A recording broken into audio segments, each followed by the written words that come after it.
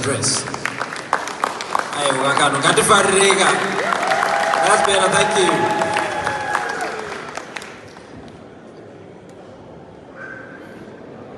Thank you very much, Hugo, but one point of correction, my brother, before you go. I'm not yet His Excellency. I'm working to go there, but not yet. I'm still liver. Thank you very much.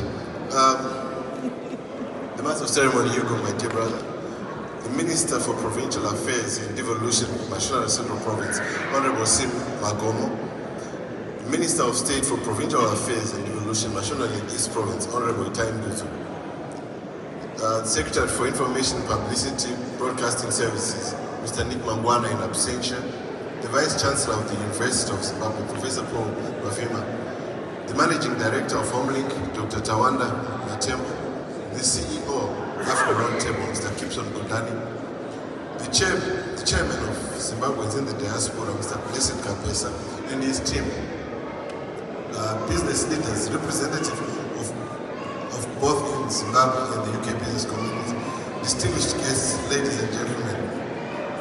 It is my great honor and privilege to be with you this afternoon at the second edition of the Zimbabwe UK Business Expo. I'm selling Zimbabwe, I'm not selling a province. So I don't want to start a fight with my ministers here that I'm selling Mashonaland East or Mashonaland Central. I'm only selling Zimbabwe. On behalf of the Embassy, His Excellency Colonel Retired Christian Tetsaki, I would have loved to be with you today. I want to welcome you all, particularly distinguished ministers, senior officials, and business leaders. We have traveled from Zimbabwe and our diaspora family here in the UK. This expo has been carefully structured to provide practical platforms of engagement, from the VIP tour stands to provincial investment showcases, business panels, sectoral discussion. It reflects the diversity of opportunities in our country, be it in agriculture, mining, ICT, real estate, infrastructure, healthcare, communication, tourism, and many more. Let me hasten to say, honorable ministers, our diaspora in the UK are the biggest contributors of the GDP back home. So indeed, already, as an embassy, we are proud of our GDP, of our diaspora. They are contributing back home. Combined, we are number one of our diaspora, and we are proud of them. And we are encouraging them to send more back, make more money back home. As the embassy, our mandate is to translate these opportunities into tangible partnerships with the UK, Europe, and the diaspora. We see ourselves not just as a diplomatic mission, but as bridge builders, connectors, and facilitators of trade, investment, and tourism back home.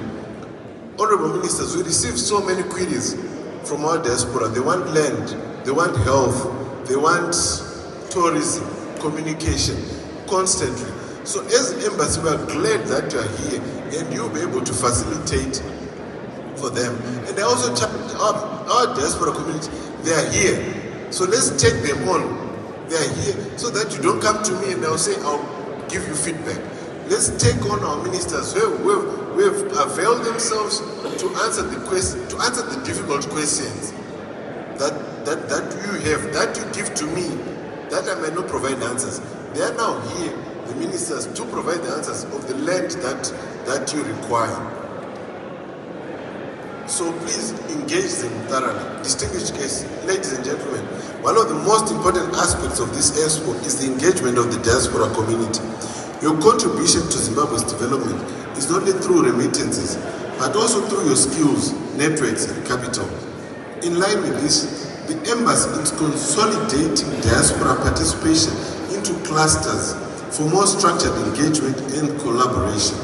These clusters include agriculture, tourism, mining, communication, education, sports, among others. This approach will allow diaspora members to connect with provincial authorities and with business partners in Zimbabwe in a way that is targeted and impactful. Those interested are invited to register with colleagues Zimbabwe Information Desk in the exhibition hall. Your registration will ensure that you are linked into the relevant cluster and informed about opportunities as they arise. Distinguished guests, ladies and gentlemen, as we go through these sessions today, from investment panels to diaspora success stories to practical guidance on real estate, agribusiness and care sector opportunities, I encourage you not only to listen but also to connect, register and commit to action. Let us make sure that we leave Birmingham today, we carry with us not just optimism but also new partnerships, new business deals and pathways of cooperation, and bring prosperity to Zimbabwe and value to our diaspora community. In closing, ladies and gentlemen, allow me to thank the organizers, Zido and partners, for their tireless efforts in making this expo a reality. I also thank our sponsors, panelists, exhibitors, and indeed every delegate present here. Together, let us build stronger commercial ties, consolidate the contribution of our diaspora, ensure that Zimbabwe continues on its path towards becoming an upper middle income economy by 2030. God bless Zimbabwe, God bless our partnerships. I thank you all, ladies and gentlemen.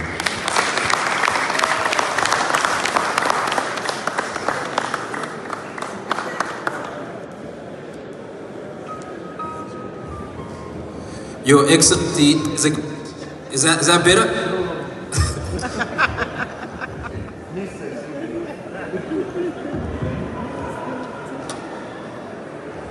All right, ladies and gentlemen, we're gonna speed up the program. I would like to invite the following gentlemen to please come up: Mr. Rodwell Ndengea, Mr. Vengai Madzima, and Mr. Walter Zimunya. Gentlemen, for the sake of time, you'd have to do as best as you can in 5 minutes. Not combined, but together. Please come up. Walter, please come up.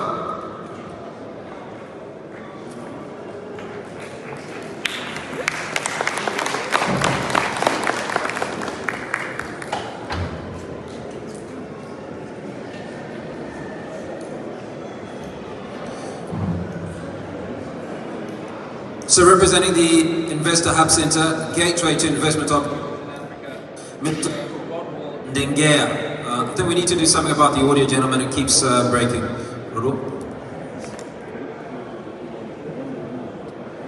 Thank you so much. Good afternoon for everybody. How is everybody feeling today? It's wonderful to see so many of you. Can I just get a wave just so I know everyone's awake? Excellent. So I'm going to very briefly talk to you about IHC, or the Investor Hosting Center. We are extremely proud to be title sponsors of this year's Zimbabwe Business Expo here in the UK, because we believe very much that Zimbabwe has a lot of value to offer the world. We know that Zimbabwe is home to a lot of us. Maybe some of you have been there recently, maybe you've not been there in a long time, but Zimbabwe has a lot to offer the world. But we have also seen that investing in Zimbabwe has proved to be challenging for people who are not on the ground in Zimbabwe sometimes. Some of you will know that it is often the case that people throw a lot of money into investments and lose their money, whether because they trusted relatives or they trusted businesses that were not necessarily what they purported to be. That doesn't mean that Zimbabwe does not have opportunities. It doesn't mean that there is not an opportunity for you and I to make money. But it just means that we need a way to find legitimate opportunities and connect them to serious investors. Now, IHC is here to bridge the gap between investors who have capital they want to deploy into our beloved homeland, Zimbabwe, and people who have opportunities that are legitimate and bankable, so that investors and opportunity owners can meet in the middle on our platform. Very briefly, what we do is we onboard opportunity owners. So if you have a farm, you have a real estate project, you have an agriculture project, you have a mining project, we'll get to know that opportunity and get as many details as we possibly can. That includes bankable documentation. We want to see the reports. We want to see what makes that opportunity that opportunity. We do our diligence, we include that opportunity on our platform, and we include the key documentation behind a paywall that I'll discuss later, and we can show you some demonstrations if you come to our stand. So we diligence the opportunity to the best possible standard, so that any investor who's on our platform is not just looking at images and renderings, but they're able to see the underlying documentation. They can see who owns the opportunity, they can see the cash flows, they can see the projected cash flows, they can get a sense of the, if it's a real estate opportunity, they can see the title deeds, for example. All very key, important pieces of information before you make an investment. We're trying to remove the dangers and the risks that come with trying to invest in Zimbabwe without really knowing what's happening on the ground. Now, of course, there's risk in any business, so ultimately, once you make an investment, it's up to you how you manage it, it's up to you how you make the most of it. But we're trying to make the journey to investing in Africa and investing in Zimbabwe in particular as smooth and easy as possible. Now, we also diligence the investors. So we've noticed that there are many opportunity owners in Zimbabwe, people with really impressive projects who are struggling to find funding, struggling to find capital, even though it's definitely there. There are people, there's someone in this room potentially, someone in this city maybe, someone in this country who has exactly the funding you're looking for your project. So the question is, how do you, as an opportunity owner with a farm in Zimbabwe or a mine in Zimbabwe, find that capital? IHC is the solution to that problem.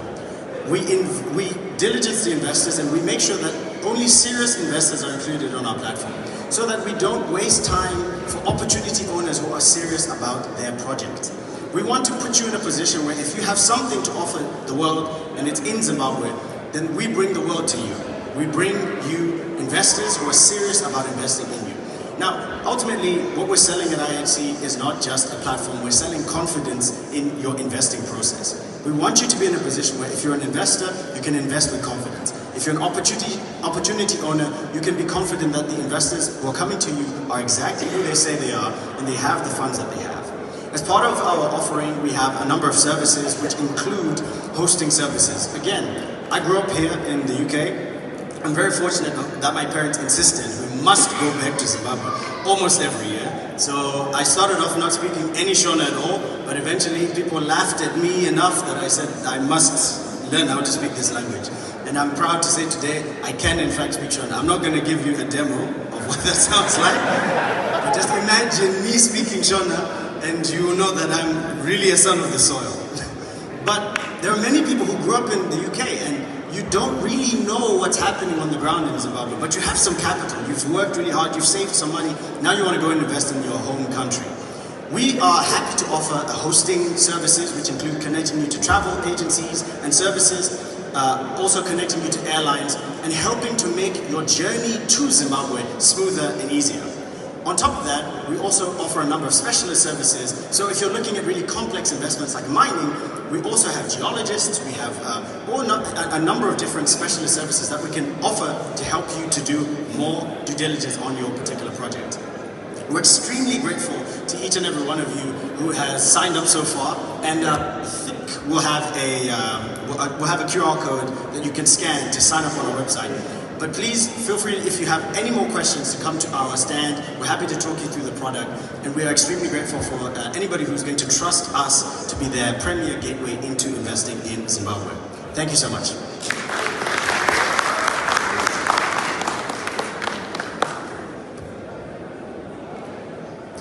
I don't know if I'm convinced about Rodwell's Shona speaking skills. PR. But we'll have that conversation a little bit later.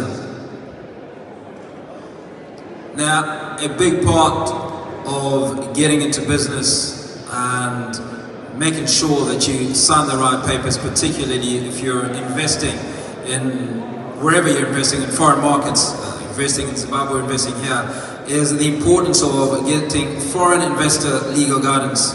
And to give us some insights into what you need to put in place is the senior partner at MCM Legal, Mr. Vengai Madzima. Vengai.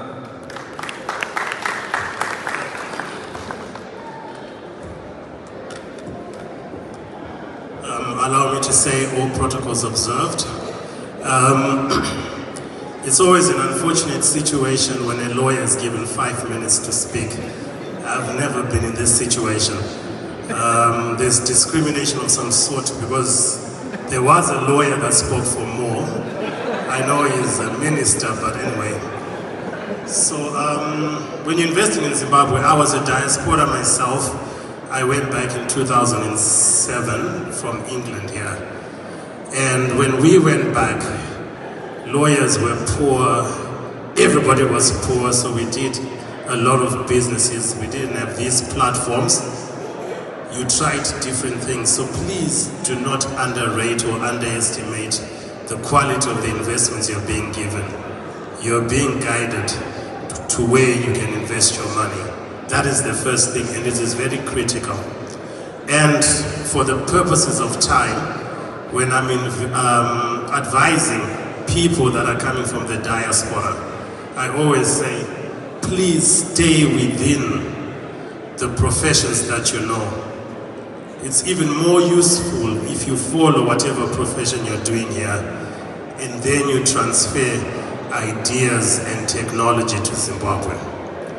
It is a treacherous field, I tell you, if you dive into industries you do not know. I went, I lost a lot of money, and then I came back to law, where I knew. And then from then on, you can start to proceed and succeed. My presentation was going to be focused on foreign and diaspora trade and investment, because it's different. For the foreign investors, we have what they call the ZEDA Act, which basically has equalized the foreign investor with the local investor in the sense that there's no discrimination.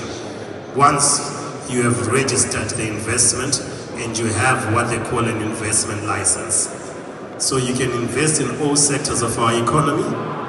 Your investment is protected against expropriation by the government or anybody else, and you are allowed to transfer funds from Zimbabwe to wherever you're located.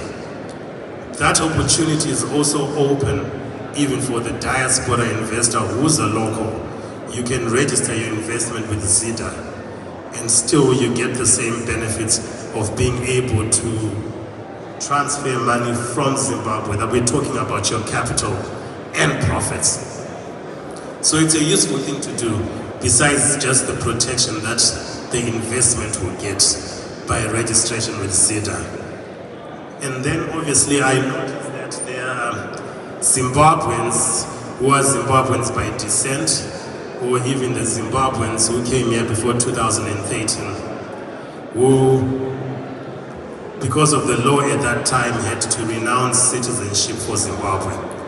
It is useful and beneficial that if you are the kind of Zimbabwean, you re-register as a citizen, because there are benefits that accrue by citizenship. We are having a policy that is being talked about farms being securitized. I do not know, the government personnel here will be able to tell us how far that has gone.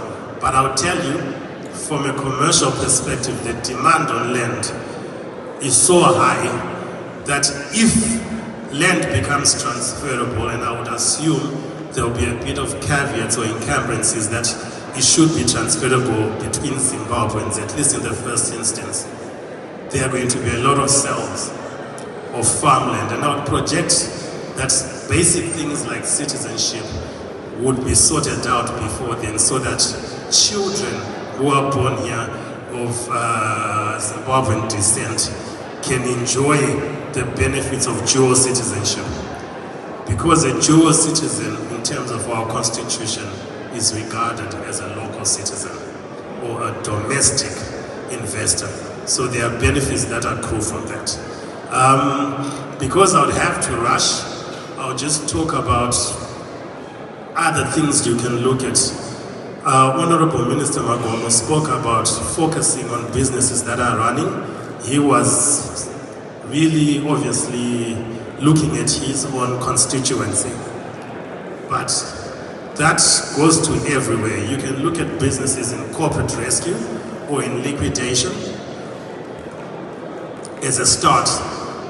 What we have noticed, those of us that are in legal, is that our biggest issue in Zimbabwe with our businesses that are in corporate rescue, it's a liquidity issue. more than it is a structural problem with the business. You find that if you're dealing with companies in corporate rescue in South Africa, or I don't know if you call it judicial management here, or you call it corporate rescue, most of them in South Africa have a structural problem in the business. It's not because of access to liquidity, but 80% of our businesses in Zimbabwe, when they go into corporate rescue, it's a cash flow problem more than anything else. Debts would have become due before payments have come into the business. And a business like that is open for investments. And if you have access to cheap capital like you have here, there are a lot of businesses that you can come into on favorable terms. I mean, our labor is cheap. It's relatively cheap. So our costs are really low. And if you're looking at investing in provinces, rural provinces, most of the tourism, if you go to most of these tourist areas, now, you pass through Misha, Zevan, and then all of a sudden there's this beautiful property, it's like you're somewhere else. And I'm sure the cost of investment there, because it's sold by a rural district, is different. And we're talking about exposure. What you have benefited from the diaspora is exposure to some of these things. We probably just require a transfer of ideas and you'll be able to make a lot of money in Zimbabwe. There's a lot of money floating around. Most of the industries and businesses are booming at this moment in time. I would actually advise that people come in, set up structures quickly, and then they take advantage of what's going on. The critical thing for you as you're coming in, I'll summarize, is how you then set up the structures. If you're going to set them up through trusts, you set up through companies. A company is a must. You must always have a company. And on that note, those people that left Zimbabwe with companies, we have a statutory instrument that came out that says you'd have to re-register your company by April next year. Otherwise, it will be deleted from the register of companies. Why? Because we are integrating from the manual to the digital. And that's the same thing that's going to happen with our title deeds. We just don't have the implementation model on when the title deed system is starting from the government.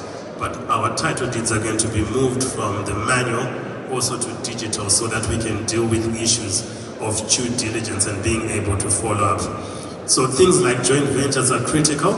Due diligence is a must because we have a lot of salespeople in Zimbabwe who can sell you a good game. So you do not save money by not doing a thorough due diligence. Do your thorough due diligence, and if it's companies, obviously, in corporate rescue or liquidation, whoever the corporate rescue practitioner or liquidator would have done that due diligence on your behalf. I think summarized to that. Is that fine? Leave your family with love and dignity, not finance. Okay, thank you so much for At hearing Diaspora us. Insurance, no medical checks are needed. Guaranteed acceptance. Did take Cover 2 minutes yourself and and loved half ones to 5 globally minutes. for diasporans and family This is the back sort home. of guy who then says, We offer immediate cash payout within 24 hours. Choose how you're remembered with our flexible cover, burial, repatriation, or cremation. Protect yourself and family, peace of mind guaranteed. Get your peace of mind today. Visit diasporainsurance.com. Diaspora Insurance. Peace of mind guaranteed.